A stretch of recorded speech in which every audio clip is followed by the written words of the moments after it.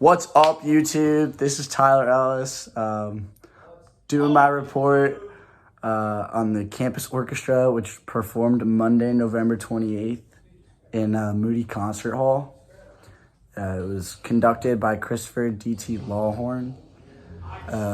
They started the concert with a brass introduction, and it started with a French horn solo.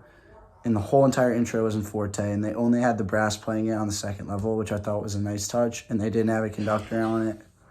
It was a large string ensemble with, like I said, the few brass instruments, which did include the flute, the oboe, the clarinet, so brass and woodwind, the trumpet, the horn, the trombone, the bass trombone, and tuba.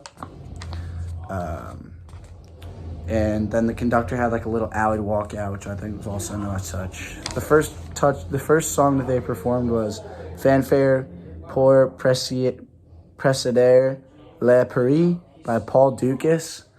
That piece started with strong, frantic notes, which were staccato and forte. It's a sort of back and forth or call and response between the strings and bass instruments.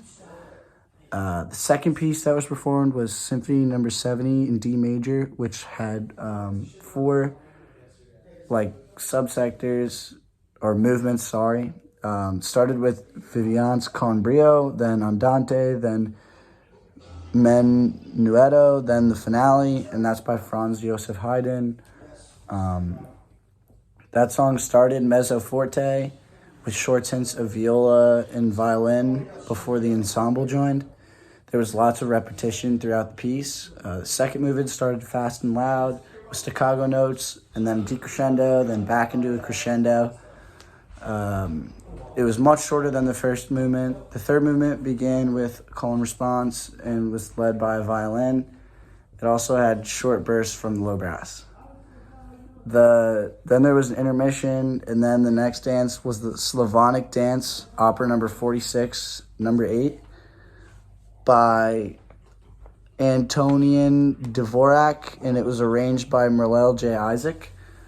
The song started jolly and forte, and it switched between forte and piano, with just more call and response. The violin and cello and oboe were used a lot.